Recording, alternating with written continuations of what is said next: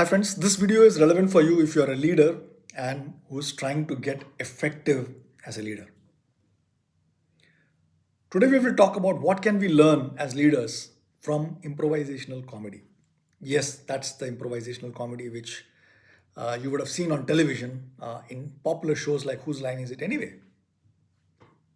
So it all started on a Sunday evening, and me and my son decided to go to a theater performance. It was not a typical performance, well rehearsed with carefully scripted dialogues and choreographed movements or a strong background music. Instead, it was just two people walking onto a bare stage and asked us, the audience, some simple questions to come up with a scene, a place where the actors are located, what their roles are, the characters that they expected to play, and the situation that they find themselves in.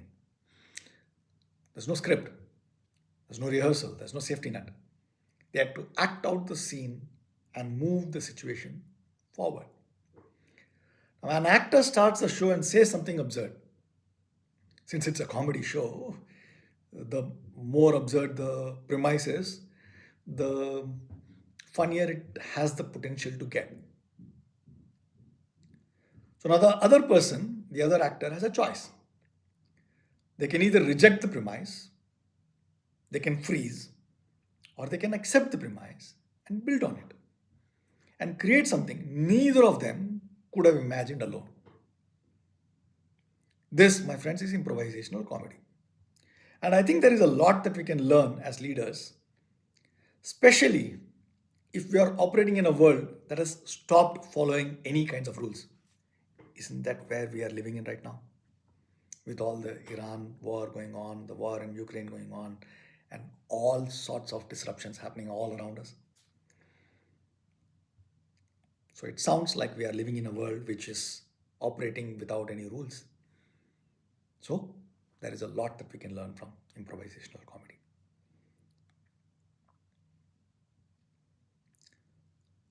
For decades, we have trained leaders to be planners or controllers. We came up with a strategy frameworks, decision trees, and 5-year plans. And of course, these tools have their place.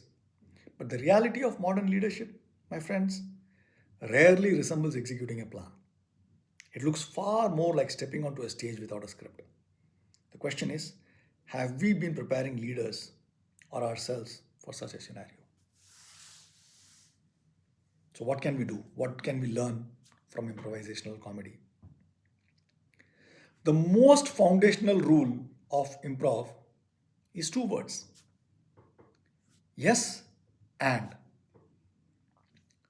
So, when your scene partner offers you something, a line, an emotion, a situation, you need to accept it, which is the yes part, and build on it, which is the and part.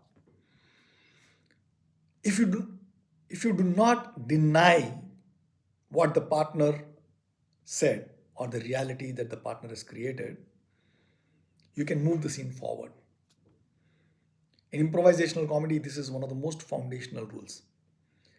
You never say no, but, and always say yes, and. You take what is given as is and you make something out of it. You see the potential of where the premise can take you. If it is improvisational comedy, you try and figure out what can you do or say that not only accepts what your partner has said, but also makes the scene forward and also has the potential to make it funny. This sounds simple. It is not. I've done this with multiple actors, with multiple executives, and I can tell you, everyone struggles. Because yes and requires a form of radical acceptance. The willingness to let go of your agenda, of all your preconceived notions, of your perspective, and fully embrace what someone else is offering and respond to it in a way that allows the other person also to make progress and to build on what you create and take things in a direction which makes it relevant. If it is comedy, makes it funnier. If it is business, makes it relevant to achieve our goals. It demands presence, not the kind of presence we talk about in leadership workshops where we mean put your phone away, but real presence, the kind where your entire attention is on the person in front of you without mentally rehearsing what you're going to say next.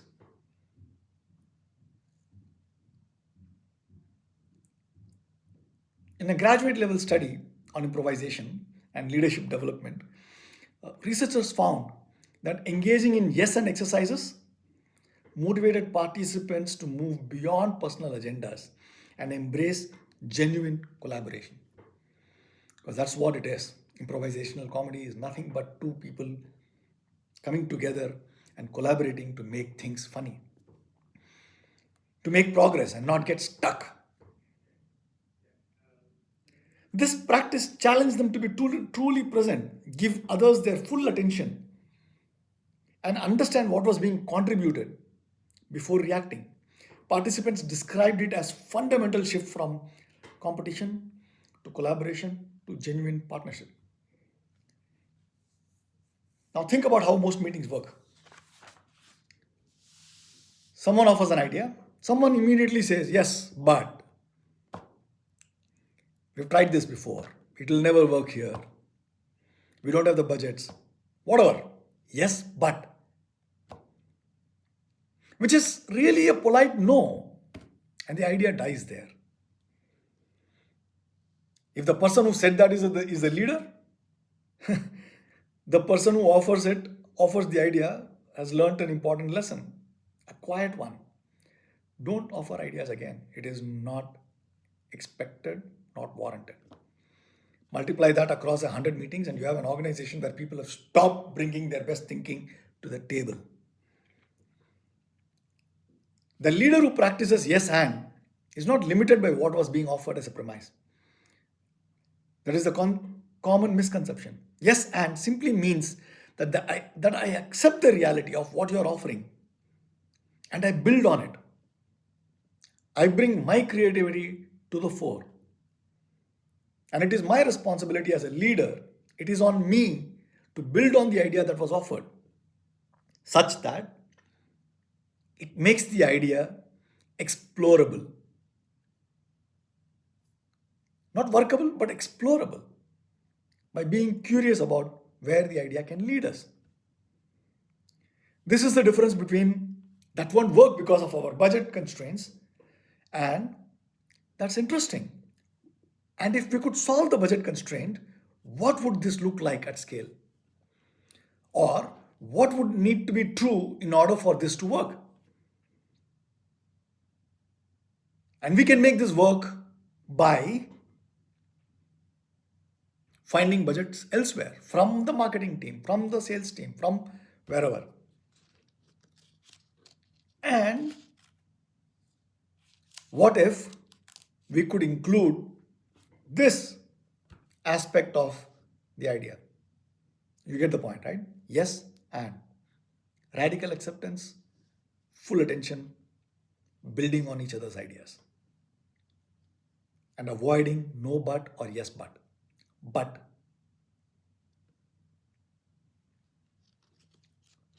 in improvisational comedy, there is no great scene possible without trust. Here is something that most people do not realize about improv. The comedy you see on stage is not created by individual brilliance.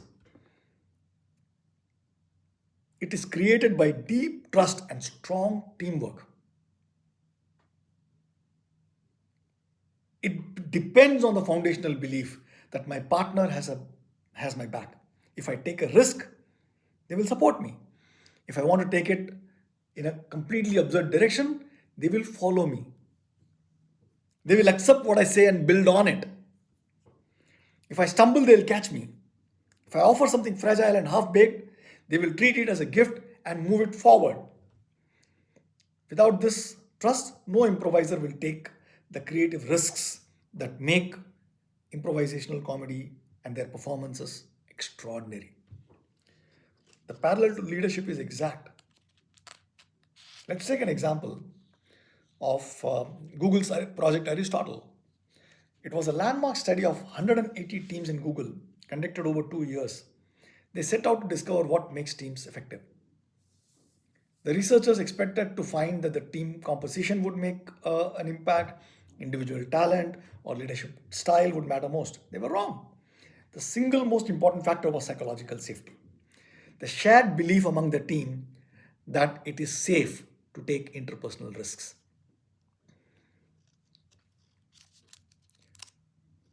In improv, this is not just a theory, it is a practice. And practice means that they practice way more before they get on the stage. Before they step on stage, they've built deep trust through hours and hours of shared vulnerability in rehearsals. They failed together, embarrassed themselves together, and caught each other enough times that the trust is no longer theoretical. It lives in their bodies, it is embodied. The best leadership teams operate the same way. Trust is not built in the moments of triumph. It is built in the moments of exposure. It is built in the moments of vulnerability. When someone admits that they don't know the answer. When a leader says, I was wrong. When a team member shares an idea that is not yet fully formed and the team leader responds with curiosity instead of critique. Without trust, yes and is impossible. People will not share an interesting premise or an absurd premise or a creative premise which has the potential to generate a lot of laughter or ideas or whatever unless they trust that their partners will build on it. If they're not afraid of looking foolish or being ridiculed or reprimanded, they will not take creative risks if they believe the cost of failure is humiliation. Nobody likes to be humiliated. Nobody likes to be told it was a bad idea.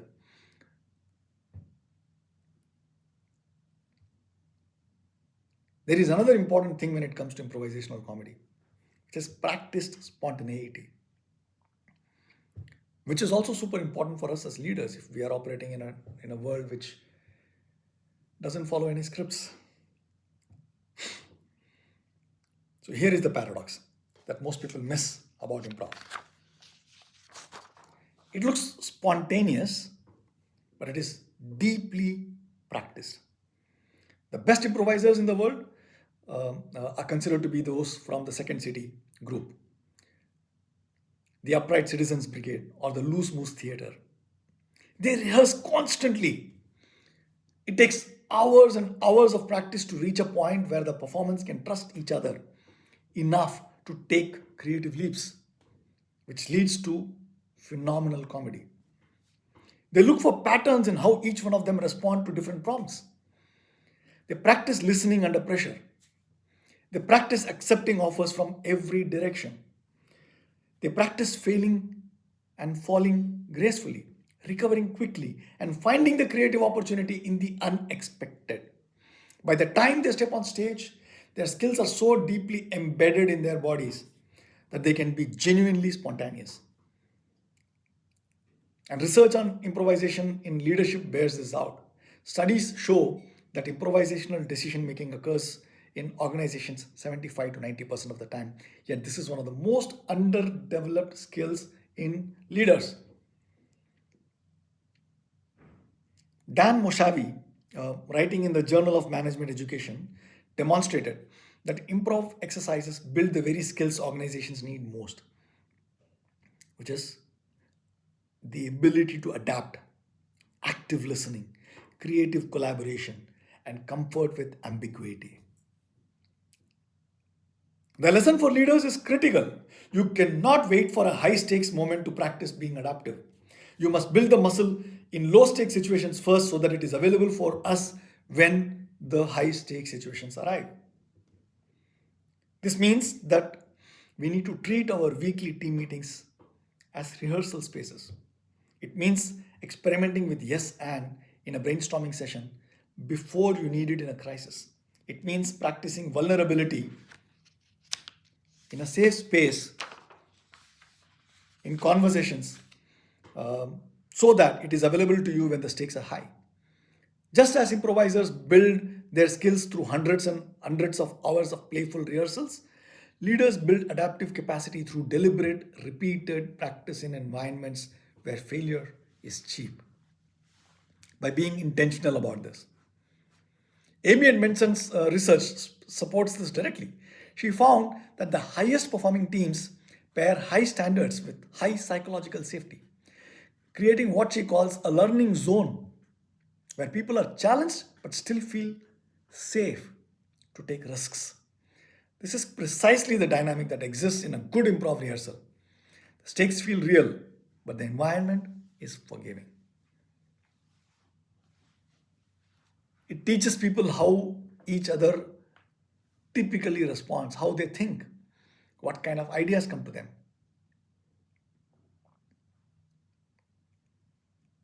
There is another thing that we can learn from improvisational comedy, which is the joy of co creation. And this is something that is rarely taught in any textbook or in any leadership development course. The deep creative satisfaction of building something together that no one could have built alone is phenomenal.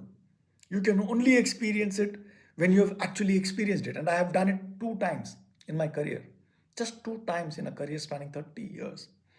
And I can tell you that I will never forget a single moment of that time. It was some of the hardest working that I have done, but at the same time it has been the most deeply fulfilling experiences that I've had in my life. And when done well, it enables all the actors to experience the feeling of creative flow as defined by Mihai Csikszentmihalyi. Ask any performer, ask any improviser about their peak moments on stage, and they will not describe a scene that they controlled. They will describe a scene that surprised them, a moment where their partner offered something unexpected. They built on it. Another partner added a twist, and suddenly the entire ensemble was creating something none of them could have planned, expected, or even thought possible. The joy is not in the individual performance. The joy is not in showing up as an individual. It is in the emergence of all the people coming together and creating something that none of them could have created by themselves. Leadership at its best produces the same feeling in everybody who's being led.